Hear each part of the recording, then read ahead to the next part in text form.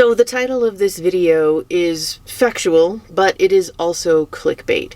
And I did this for a reason. I think we need to talk about the importance of context when we are talking about traditional publishing and facts and figures and stats that come out. So first up, the facts. Here's the sales figures for my most recent middle grade books from a royalty statement with the period ending December 2023. Some Bunny to Love, which published January of 2021, sold 25,943 copies. The Dog's Meow, published January 2022, has sold 61,365 copies. My Other Half, which published January of 2022, has sold 306,155 copies.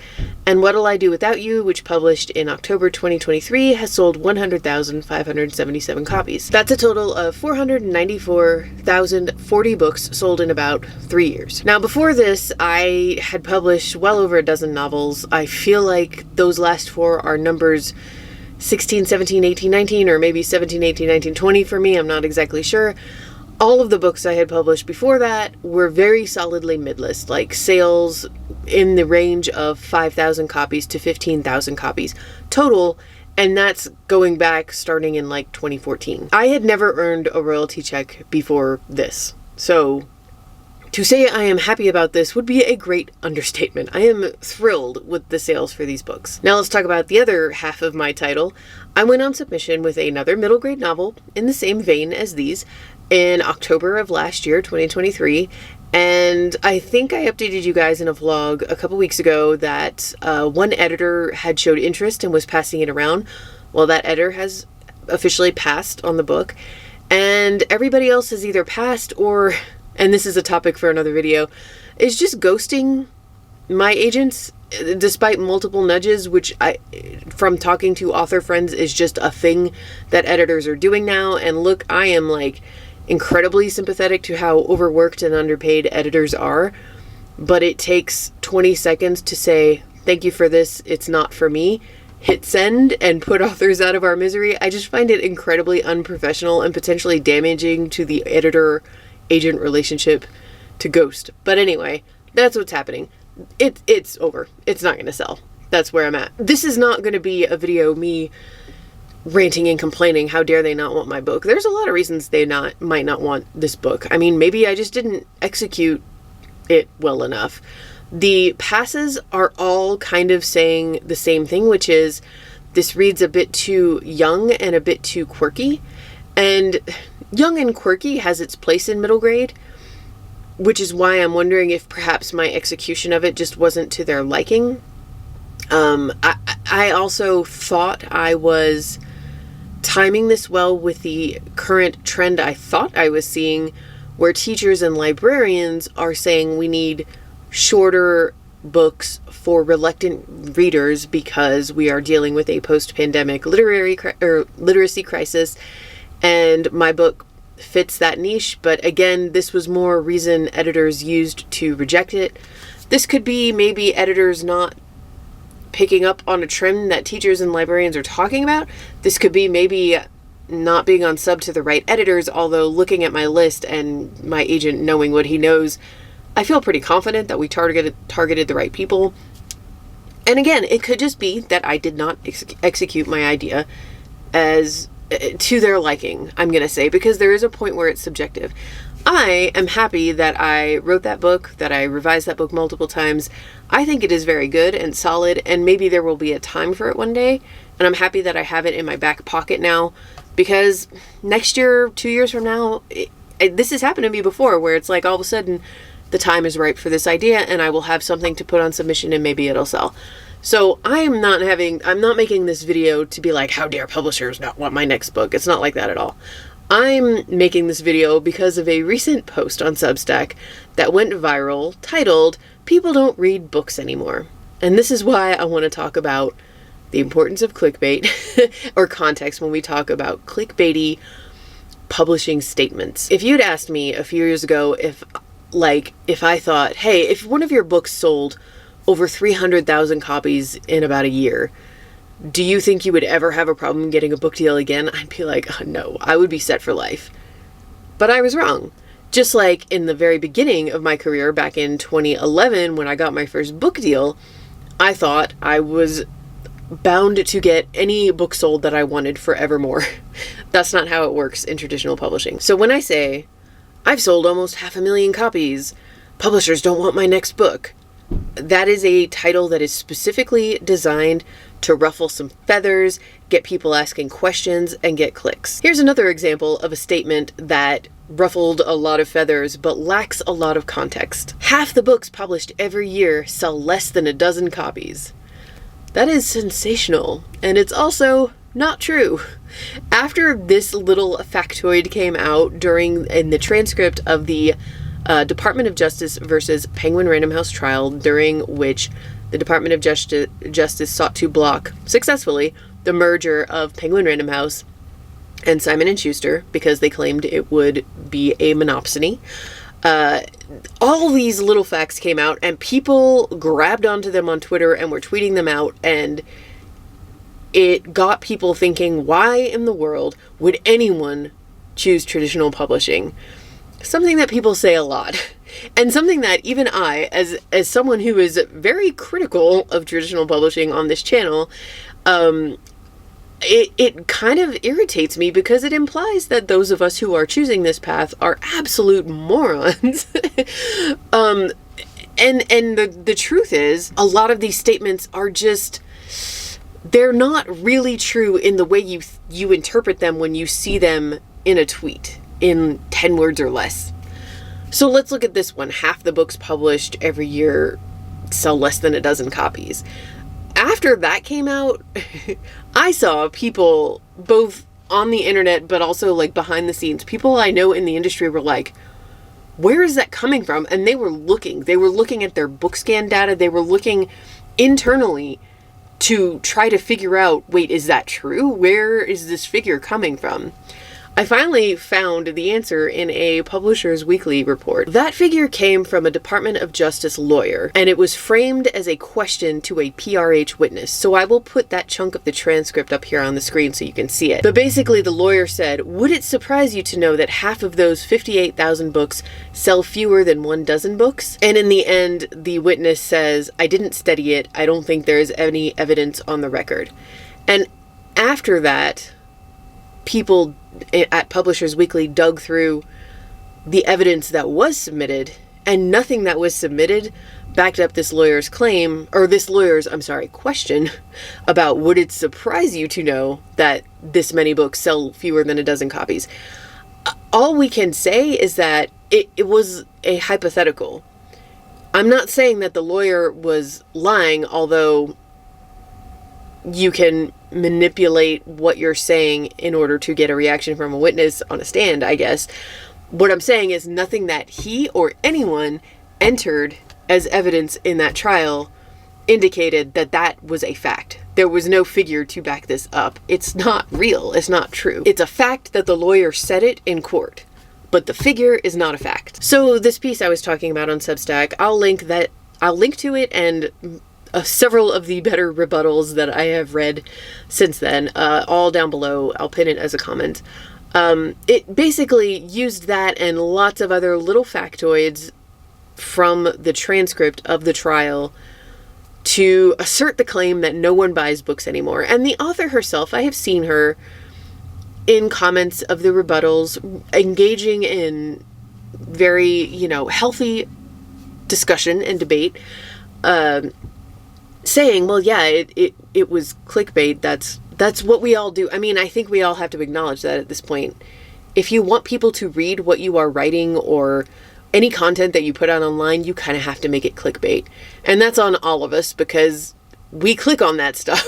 There's a reason we call it clickbait. All that said, I find it hard to believe that anyone could write the phrase, people don't buy books anymore, if they are even remotely aware of just the book talk phenomenon alone and how many insane sales that has led to. For all my criticisms of TikTok, and you guys know I hate it so much, people on Book Talk, readers, are hyping up the books they love and leading to astronomical sales for those books. They are reading books, okay?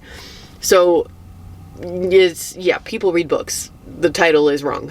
On the flip side, I also completely understand how authors read many of the things that came out in that transcript from the trial and felt an impending sense of doom because the trial pulled the curtain back on this industry that has tried so hard for so many decades to veil all of its processes in secrecy.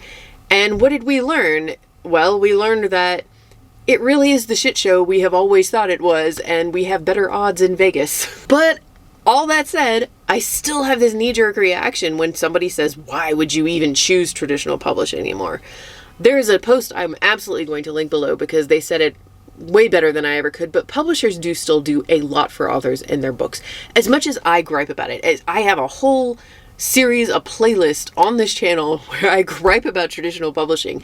I gripe about how they expect us to do our own marketing, and that marketing right now means get on TikTok, which does not lead to sales for authors, because it is not authors on Book Talk who are selling their books. It is readers on Book Talk who are selling their books, okay? But look at my sales numbers. That wasn't me. I didn't do that. My publisher did that. Publishers do a lot for authors. So now let's go back to context. Context for the title of this video that you're watching. Here's another quote from the DOJ trial that got a whole lot of attention on Twitter. It's from Madeline McIntosh, the CEO, former CEO of Penguin Random House US. She said, "If I look at the top 10% of books, that 10% level gets you to about 300,000 copies sold in that year. And if you told me I'm definitely going to sell 300,000 copies in a year, I would spend many millions of dollars to get that book." Imagine if I had seen that quote floating around on Twitter, I refuse to call it X, looked at my sales numbers for my outer half, and looked at my current project that has unsuccessfully gone out on submission and is just now shelved. And then I took to Twitter to rant something like, "Oh yeah, my book did sell 300,000 copies in a year and I can't even sell my next one, including to Penguin Random House." I believe this is what the kids would call showing my whole ass on the internet. That would have been a terrible, terrible thing for me to do for many reasons. Let's talk about a little bit of context. The kind of books that Miss McIntosh is talking about that get the print run necessary to sell that many copies in the first year, I am absolutely 100% positive, guaranteed, she is talking about hardcover novels. Now, I'm not going to do all the math for the net profit because that gets incredibly complicated, but let's just do this. $24.99 times 300,000 copies is $7,497,000. My books are paperback, or at least the books, those 4 books that I listed at the beginning, the ones that have sold almost 500,000 copies. Not only are they paperback, they're exceptionally cheap paperback because, see, the bulk of my sales have come from Scholastic's clubs and fairs, those book fairs that you see in schools. And Scholastic produces these paperbacks at, they're a little bit cheaper material because they want to make the books as cheap as possible so that families can afford to buy more books for their kids, which is something that I love. I have very fond memories of the Scholastic Fair Day at my school when I was in middle school, and my parents would send me to school with, you know, I think you had to fill out a form. I had a certain amount of cash, maybe there was like a check attached, and I could just get as many books as I could that would meet that quota, and it was an armload of books, and I'm guaranteeing you my parents were not sending me to the book fair with like $100. It's awesome. It was so many more books that I would have been able to get at a bookstore for the same amount of money. So I'm super happy that my books and all the books at the fair are cheaper so that kids can buy more of them. So my outer half in clubs and fairs is $7.99. So let's do that math. 300,000 copies at $7.99 is $2,397,000. That is quite a huge difference. And that's just a little bit of the context that would be missing had I gone off the rails and tweeted that tweet. Miss McIntosh was not talking about my particular situation when she said what she said about spending millions of dollars to get a book that was guaranteed to sell 300,000 copies in a year. And it's not just that my paperback sales would be significantly less net profit for the publisher compared to a hypothetical hardcover that sold the same number of copies. A significant portion of my sales was not in bookstores or Amazon. It was in clubs and fairs, and that is different. To me, yes, a reader is a reader, a sale is a sale. the same number of kids have read my book either way, whether they bought it in a bookstore or at their clubs and fairs, okay? So I get that. But to publishers, where the sales come from is a huge piece of the overall puzzle that they look at when they're trying to decide whether they want to buy more books from this author and how much they're going to offer in an advance. So here's one last piece of context, this time about the original Substack article, People Don't Buy Books Anymore. I know this because I can't remember if she said it in her actual piece, but I have definitely read her saying it in her comments on other rebuttals. She's not in the industry. She is a writer. She is trying to be published. And yeah. And so I am not saying this in any way to be mean or vindictive, but when you read a piece like that online from someone who isn't in the industry, remember that it lacks a lot of context, because the transcript from the trial was such a big deal because it pulled back the curtain. And for those of us who were outside of the industry, it was a little glimpse and confirmed a lot of our suspicions. But without being in the industry, without actual access to the data, we don't have full context. We just don't. And it looks like her piece was written with a lot of data to back up what she was saying, but that data only came from the trial, and therefore, yes, still lacks a ton of context. I'm just saying this to let you know that if you feel traditional publishing is the path you want to take, but pieces like that make you feel like it's utterly pointless, just remember, it's lacking context. There's always another side to the story. Every day, publishers are acquiring books from debut authors of all kinds of backgrounds. Now, I'm not saying it doesn't need work. I'm not saying it's perfect at all. There's still a lot of issues in this industry, but we don't need to resort to hyperbole in how we talk about publishing, even if it gets the click. Getting a book deal is not easy, but it is also not impossible. And as for me and my project that is now, I think not going to sell, and as for what I'm going to do, well, I've already been taking steps, like, for example, talking to my editor at Scholastic about what they might be interested to hear from me next, and working on other projects that are in totally different genres, and enjoying writing, because that's the one thing we can't let these types of articles and little factoids about publishing take away from us, is our love of writing. Back when I got my first book deal, this was in 2011, and I remember when I was working on that book, 2010, 2011, all of the viral think pieces du jour were about how ebooks were absolutely going to destroy print. I mean, I remember reading some pieces that were absolutely earnestly saying that libraries were going to be 90% made up of computers in a decade, and Barnes & Noble would be absolutely gone, and indies would be gone, and we wouldn't have paperbacks or hardcovers, really. They would be like kind of anomalies. Everybody would be reading ebooks. No. Fast forward a decade later, and I still, every city we travel to, every town we visit, if they have a Barnes & Noble, I walk in, and most of the time, I'm finding at least one of my books on the shelf, which is pretty great.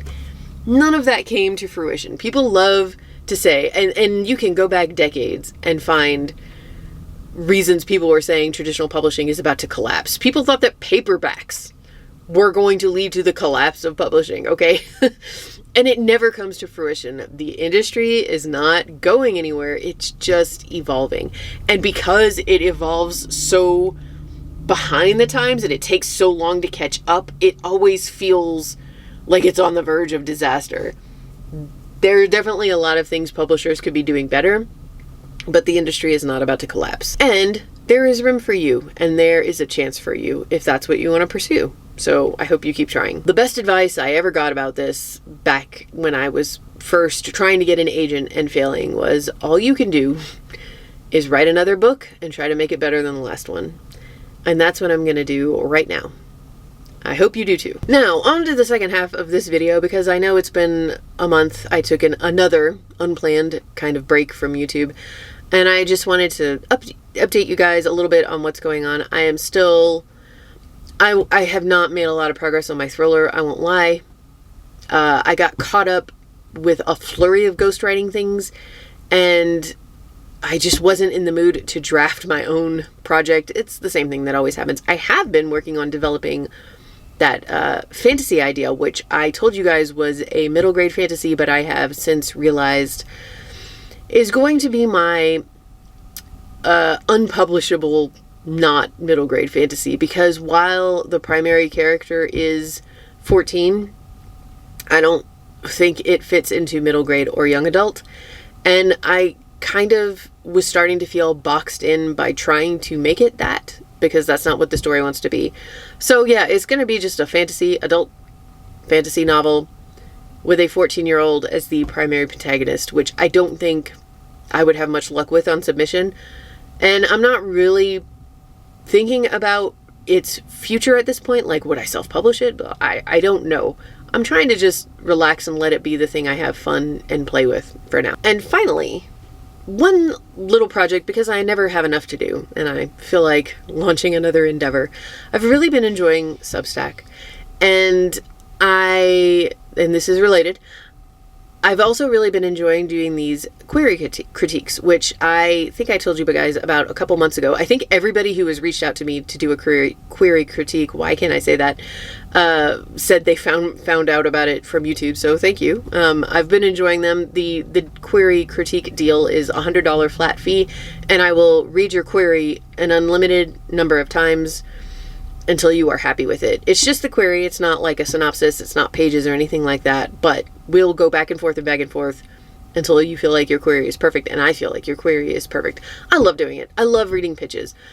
And I have been thinking about what I want to do next with my Substack. I'm really enjoying it being on there. If you guys aren't actually on Substack, like on the app, it's not just a great place to just find really thoughtful essays and stories. There are fiction writers on there, and in all kinds of genres, including just talking about writing and publishing. They also have a feature called Notes, which is exactly like Twitter, but it is not a shit show. It's actually a calm place where really thoughtful discussions happen. It feels like what social media was supposed to be. I very much enjoy being on there. Substack is constantly expanding, like they're allowing and encouraging more video content on there and podcasts and things like that. And everything that I have up on my Substack is free and will continue to be. I think I've answered this in some Q&As in the past, like, why don't you do a Patreon or YouTube memberships and things like that? And the answer is, I am too inconsistent with everything that I post online to feel comfortable charging anyone anything for it. I feel like, in fact, the pressure that I would feel by suddenly charging would lead me to burnout. And also, there's so much free information out there about writing and publishing that even though I think the advice I offer is good, I also know you could find it somewhere else. So I feel weird putting anything behind a paywall. The only thing I ever would want to put behind a paywall is actual individual help. Like, I'm not just giving you advice on queries in general. I'm giving you advice on your queries. And the query critique thing is what got me thinking about this. So I am leaning towards, maybe probably, adding a paid section to my Substack where people who contribute can submit to me, and I haven't come up with the parameters yet, but a certain number of pages of things like a query, a synopsis, pages from your novel, or even just a message from you in which you talk about a specific situation you're in with publishing. Like, I have an offer from 3 different agents. Here's all the details. I don't know which way to go. Or, questions about the genre of your book and how to pitch it. Things like that. The post would be my replying to them, my critiquing them. And the benefit of the paywall, first of all, I think the cheapest Substack allows you to set is $5 a month, which is what I would do. And you can cancel at any time. So I think $5 is a pretty reasonable rate to get me to review something like that. It would be nice for me to have an extra income for this work that I really enjoy doing. And most importantly, I feel like the paywall would actually make people feel more comfortable, because then whatever you sent to me would not be out publicly on the internet. People wouldn't be able to Google search and find it. They would have to be paid subscribers in order to see it. And everyone can benefit from seeing the breakdown of a critique of a synopsis or a query, or advice on a very specific situation that you are in as a aspiring writer or a published author, an agented author about to go on submission, anything like that. Kind of like the Dear Abby of publishing, which actually sounds really fun. The more I'm saying it, the more I'm into this idea. So I'm going to put a link to my Substack below.